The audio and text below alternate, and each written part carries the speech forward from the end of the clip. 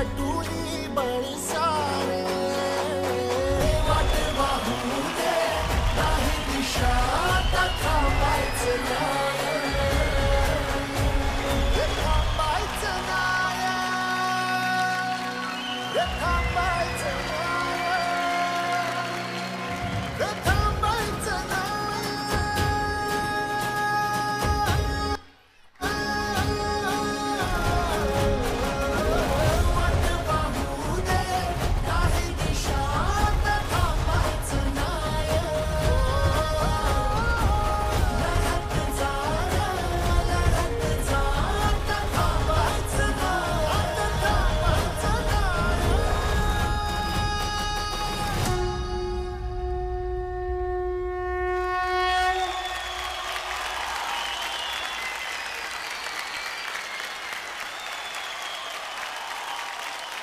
क्या बात आहे. जोरदार टाळ्या एकदा पुन्हा एकदा मंडळी.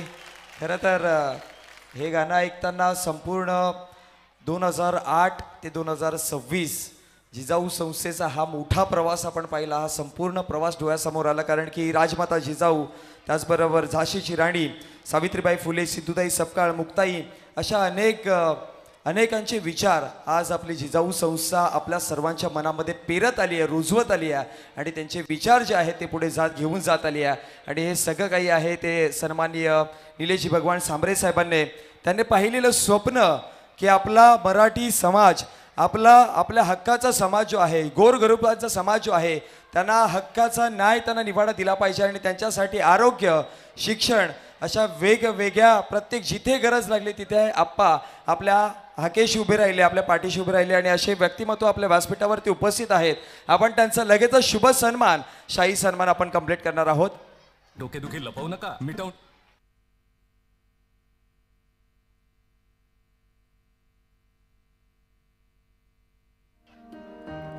आणि आपल्या भावनादेवी भगवान सांबरे इंटरनॅशनल स्कूल अंबाडीच्या प्रिन्सिपल मॅडम यांच्या शुभ हस्ते आपण हा शुभ सन्मान करत आहोत. आपणचा एकदा जोरदार टाळ्या वाजवायच्या.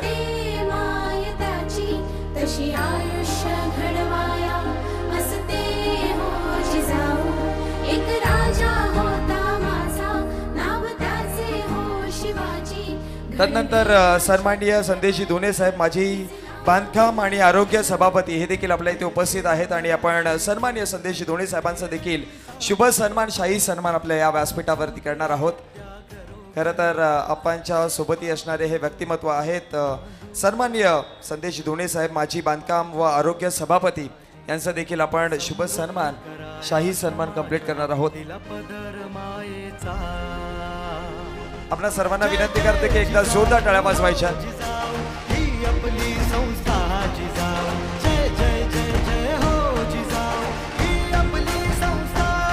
धन्यवाद. आणि तदनंतर आपण आपणकडे जाऊयात आणि दोन शब्द मुलाचं मार्गदर्शन आपण आपणच्या माध्यमातून ऐकूयात.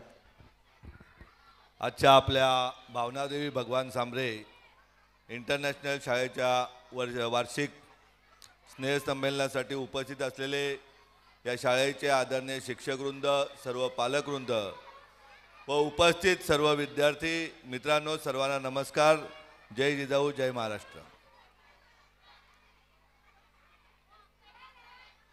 प्रत्येक वर्षी नवीन स्वप्न घेऊन आपण कामाला सुरुवात करतोय. आताच मगाशच्याच गाण्यामध्ये विद्यार्थ्यांनी जे गाणं गायलं, ज्याच्यावर डान्स केला, ते डान्स बघितल्यानंतर मनाशी जुन्या आठवणी का आता कालपर्वाच्या घडलेल्या घटना तात्काळ जिवंत झाल्या. का ज्या देशामध्ये महाराष्ट्र राज्यातील पहिल्या डॉक्टर आनंदीबाई जोशी, या आनंदीबाई जोशी आपल्या कल्याणच्याच, आणि त्यांच्या नावाने रुग्णालय सुरू केलेल्या रुग्णालयामध्ये आपल्यासारखीच एक भगिनी पैसे दिले नाही म्हणून तिचा तिथे मृत्यू होतो. ही साक्षात घडलेली गोष्ट आपण महाराष्ट्राने पाहतोय. या देशातील महाराष्ट्रातील आपल्या पहिल्या आदर्श शिक्षिका, आणि याच महाराष्ट्रामध्ये काल परवा बदलापूरची घटना आपण बघितली का 4 वर्षाच्या चिमुरडीवरती अत्याचार करणारी घटना आपल्या घडते. तर अशा वेळेस दादानो, तायानो, इथे विद्यार्थ्यांचे सर्व पालक आहात, शासनाचं काम करते. आपणही मनाशी ठरवलं पाहिजे का जन्माला आलोय तर आपण या देशाचे नागरिक आहोत. शेकडो स्वातंत्र्य सैनिकांनी जीव गमावून आपल्या देशाला स्वातंत्र्य मिळाले आहे. आपलं महाराष्ट्र राज्य निर्माण करतानाही शेकडो आपल्या पूर्वजांनी तुरुंगास भोगला किंवा हुतात्मे झालेले आहेत. त्यांना स्मरून आपण प्रत्येकाने मनाशी ठरवलं पाहिजे का आपण महाराष्ट्रात राहतोय की जी भूमी छत्रपती शिवाजी महाराजांची भूमी आहे, जी भूमी डॉक्टर बाबासाहेब आंबेडकरांची, जी भूमी फुले शाहूंची भूमी आहे, या भूमीमध्ये आपणही जन्माला आलोय ते काहीतरी करून गेलो पाहिजे. आपल्याला मी कालच परवाच एका अधिकाऱ्याकडे IPS अधिकाऱ्याकडे बसलो होतो. बसता बसता त्याचे बोर्ड बघितले. मी त्याच्याशी बोलताना बोललो का बाबा साहेब, तुम्ही आल्यानंतर 4 लोकांनी आम्हाला सांगितलं का एक नॉन करप्टेड अधिकारी आपल्या जिल्ह्याच्या रक्षणासाठी SP म्हणून आलेले आहेत. त्यावेळेस आम्हाला गर्वाने आमची छाती फुगते. त्याच वेळेस मनातून दुसराही विचार येतो का बाबा आमचा अधिकारी असल्यानंतर उद्या काय झालं, थोडंफार इकडे तिकडे 2 पैसे कमावले तरी ते राज्यातच राहतील का, त्यांना बघून अनेक अधिकारी आपले घडू शकतील. आपल्याला तर आपल्या जिजाऊची स्वप्न इतकी मोठी आहेत का जी छत्रपती शिवाजी महाराजांना मासाहेब जिजाऊंनी दिलेले आहेत. ती स्वप्न घेऊन मी आपल्यापर्यंत आलेलो आहे का ज्याप्रमाणे UPSCच्या रिझल्टमध्ये उत्तर प्रदेश असेल, बिहार असेल, हे अव्वल दर्जाचे असतात, तर जे शिक्षण हे महाराष्ट्रातील पुणे माहेरघर आहे किंवा देशाला शिक्षण ज्यांनी शिकवलं ते महात्मा ज्योतिबा फुलेंचं महाराष्ट्र आहे. तर या राज्यातील IAS IPS UPSCच्या रिझल्टमध्ये सर्वाधिक विद्यार्थी आपल्या मातीतून गेले पाहिजेत. आज आपण बघतोय CA न्यायाधीश न्यायव्यवस्थेमध्ये अगदी गुजरात, राजस्थानचे विद्यार्थी हे अव्वल दर्जाचे असतात. मग आपल्या मुलांनी स्वप्न नाही पाहायचे का? आपल्या मुलांनी हेच करायचं का आपले काका पुंते एखादा नेता गाडीतनं उतरला का त्याच्या पाठीमागे जाऊन कधी पाय त्याचे चाटतो, घरी आई वडिलांना लाता मारायच्या, परंतु या नाक्यावर उभं राहून येणाऱ्या नेत्याचे पाय चाटण्याचा धन्यता मानायची का? हे न मानता आपल्या विद्यार्थ्यांना आता स्वप्न मोठी पाहायला सांगा. आपल्यालाही देशामध्ये अव्वल दर्जाचे CA आपल्या या मातीतून गेले पाहिजेत. यासाठी आपल्या विद्यार्थ्यांनी किंवा शिक्षकांनी, पालकांनी यासाठी विद्यार्थ्यांना मोठी स्वप्न दाखवली पाहिजेत. न्यायव्यवस्थेमध्ये बघायला गेलं तर आज आपण पाहतोय जेव्हा गोरगरिबाची मुलं जर न्यायाधीश म्हणून बनतील तर नक्कीच आमच्यावर खोट्या केसेस तर होणार नाहीतच, परंतु राजकारण्यांच्या हातात हे बाहुले न्यायाधीश न होता निरपेक्षपणे ज्याप्रमाणे घटनेतील अधिकार आहे त्याप्रमाणे आपल्याला न्याय देता येईल अशा प्रकारचा न्यायाधीश घडवण्याचं काम आम्हाला केलं पाहिजे. व्यवसाय घडवायचे असले आज आपण पाहतोय परप्रांतीय बांधव अगदी आनंदचं दूध आपल्या सावंतवाडीपर्यंत जात आहे. अगदी कोल्हापूरचा भाजीपाला आपल्या इथपर्यंत नाही तर जव्हारपर्यंत येतोय किंवा नाशिकचा भाजीपाला येतोय. आम्ही आपला जे व्यावसायिक आहेत शेती करतात त्यांनी शेतकऱ्यांनी जमीन न विकता 12 माही कशी शेती होईल यासाठी आपण प्रत्येकाने प्रयत्न केले पाहिजेत. इथे बसलेले सर्वच पालक सुशिक्षित, आपल्या प्रत्येकाच्या गावागावात जाऊन आपण बैठका घेऊन विद्यार्थ्यांच्या शिक्षणाबाबत, आपल्या सर्वांच्या आरोग्याबाबत कुठलाही आजार झाला तरी त्यासाठी जिजाऊ एका कुटुंबाप्रमाणे आपल्या बरोबर आहे. आपल्यासाठी उद्या शहापूरचं रुग्णालय असेल, झडपोलीचं रुग्णालय असेल, रत्नागिरीचं रुग्णालय असेल, 24 तास आपल्याला मोफत व्यवस्था देण्यासाठी आहे. परंतु आपल्या गावातील गोरगरिबाला उत्तम आरोग्य व्यवस्था मिळाली पाहिजे. आपल्याला विद्यार्थ्यांना तुमची आमची मुलं तर शिकवायची आहेत, परंतु गावातील गोरगरीब दादाचा, गोरगरीब ताईचा मुलगा मुलगी उत्तम प्रकारचे शिक्षण देण्यासाठी प्रत्येकाने गावोगावी प्रयत्न केले पाहिजेत. नुसत्या निवडणुका आल्या का बैठका घेऊन नाही चालणार. आपल्याला गावागावामध्ये आज आपण पाहतोय अंबाडी नाका 60-70% जमिनी विकून आमचे जागा मालक आता फॉरेस्टच्या जागेमध्ये घुसायला लागलेले आहेत. हे न विकता आपल्या वडिलोपार्जित प्रॉपर्टी आहे त्यातील 1 एकर जाऊ दे, 1 गुंठा जाऊ दे, 1 स्क्वेअर फूटही जागा विकली जाणार नाही. यासाठी आम्ही प्रत्येकाने गावातील समाजाचं प्रबोधन केलं पाहिजे. उद्या एखादा माणूस व्यवसायातून पैसा कमावून बंगला बांधेल, मग दुसऱ्याची बायको सांगते आपल्यालाही बंगला पाहिजे म्हणून तो मालक जमीन विकतो. हे कुठंतरी आम्ही थांबवलं पाहिजे, कारण जमीन एकदा विकली का ती परत कधी घेता येत नाही. आणि या पृथ्वीवरती जी जमीन आहे ही जमीन हे एकच अशी गोष्ट आहे का ती उद्या वाढणार नाही आहे. पाणी वाढेल, सगळं वाढेल, परंतु जमिनी वाढणार नाही. त्यामुळे आहेत त्या जमिनी आपल्याला सांभाळून ठेवल्या पाहिजेत. तुम्हाला 20 वर्षापूर्वीचं उदाहरण सांगतोय. पडगा भागामध्ये नाईक साहेबांनी जमिनी घेतल्या होत्या. त्यावेळेस 2 लाख रुपये एकर जमिनीचा भाव होता 20 ते 25 वर्षापूर्वी. आज त्याच पडगा भागामध्ये काल मी निवृत्तीच्या ऑफिसला बसलो होतो, 7-7, 8-8 लाख रुपये रस्त्यापासून 100 फूट आतमध्ये 7-7, 8-8 लाख रुपये गुंठा भाव चालू आहे. त्यामुळे तुम्हाला सर्वांना कळकळीची विनंती करतोय, शिक्षण देण्यासाठी तुमची मुलं जेवढे शिकतील तेवढे शिक्षण देण्यासाठी जेव्हा तुमचे हात कमी पडतील तेव्हा जिजाऊचा हात तुमच्या बरोबर असेल आणि जिथे गरज पडेल तिथे आरोग्यासाठी कुठल्या जातीचा आहे, कुठल्या धर्माचा आहे, कुठल्या पंथाचा आहे, कुठल्या पक्षाचा आहे, या पलीकडे जिजाऊ आहे का जिजाऊ एक तुमचं कुटुंब आहे आणि त्या कुटुंबाप्रमाणे प्रत्येकाच्या आरोग्याची काळजी घेण्यासाठी आम्ही आपल्यासोबत सदैव असू. आणि एवढंच सांगतोय, आपण सर्वजण शिक्षणाने समृद्ध होणे गरजेचं आहे, आज आरोग्याने समृद्ध होणे गरजेचं आहे. आपण बघतोय का अनेक घटना का अंबाडीच्या परिसरातली एखाद्या ताईच्या पोटात दुखायला लागलं, अनगावच्या PHCला जाते, अनगावच्या PHCला सांगतात पुढे घेऊन जा, ठाण्याच्या शिवाजी हॉस्पिटल आहे ते शिवाजी हॉस्पिटलहून मग सांगितलं जातं मुंबईला घेऊन जा. मुंबई काय माहिती नसते आपल्या बांधवांना.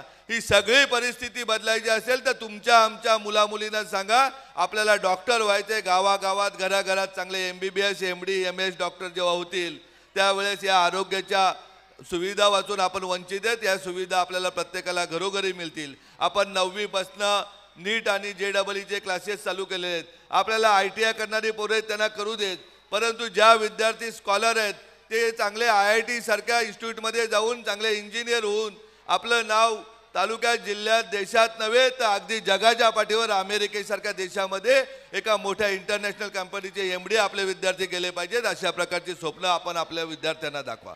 450 वर्षापूर्वी माँसाहेब जिजाऊंनी छत्रपती शिवाजी महाराजांना स्वप्न दाखवली.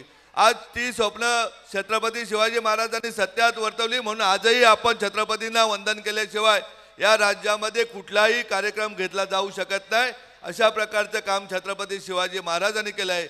आम्हाला ही छत्रपती शिवाजी महाराज माँसाहेब जिजाऊ घडवायचे असतील तर शिक्षणाने विद्यार्थ्यांना त्या प्रकारे घडवता येईल. आणि त्यांना सांगा का आपल्याला आपल्या देशासाठी, आपल्या राज्यासाठी, आपल्या गावासाठी काम करायचं आहे. आणि नक्कीच सांगतोय, रात्रीचा वेळ आहे का आपण जर तुम्ही आम्ही स्वप्न दाखवली तर ती स्वप्न 100% आपले विद्यार्थी पूर्ण करतील. विद्यार्थ्यांना सांगा, तुम्हाला माहीत आहे का आपला विद्यार्थी सह्याद्री जिंकणार आहे, परंतु त्याला स्वप्न हिमालयाचं दाखवा का नक्कीच तो हिमालय इतकाचे प्रयत्न करायला गेला तर सह्याद्री कधीच पार करून आम्हाला आनंदाचे दिवस आणेल हा विश्वास आपल्याला देतो. आज बराच वेळ मला यायला झाला, परंतु बाईचा आग्रह होता आलेच पाहिजेत म्हणून मी आलो.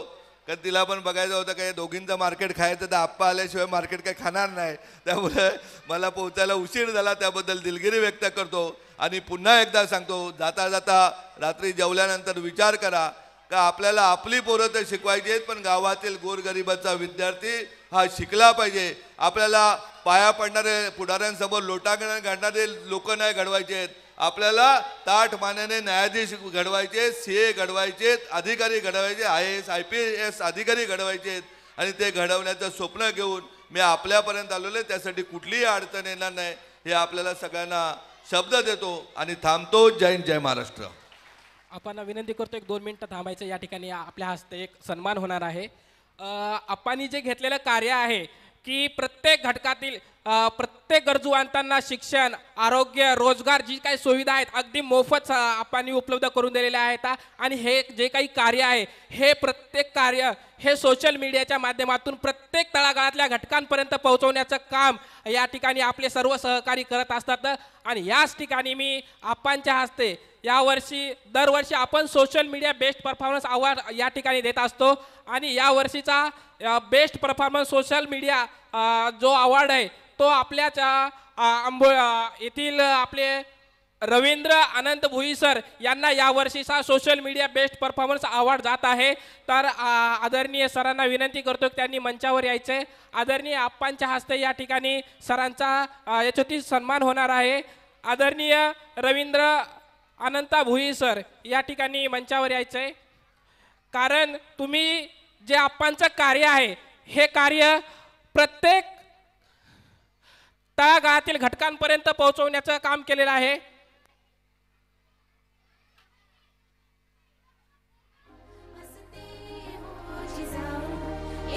हे जे घेतलेलं कार्य आहे हे प्रत्येक लोकांपर्यंत पोहोचवण्याचं या ठिकाणी सरांनी काम केलेलं आहे.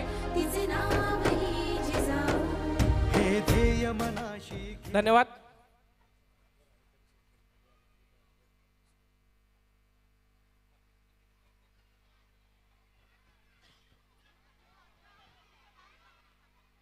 नक्कीच आपण रवींद्र सरांचा हा सन्मान केला, कारण की सोशल मीडियावरती आपले जे कामं असतात ते सगळ्या अपडेट्स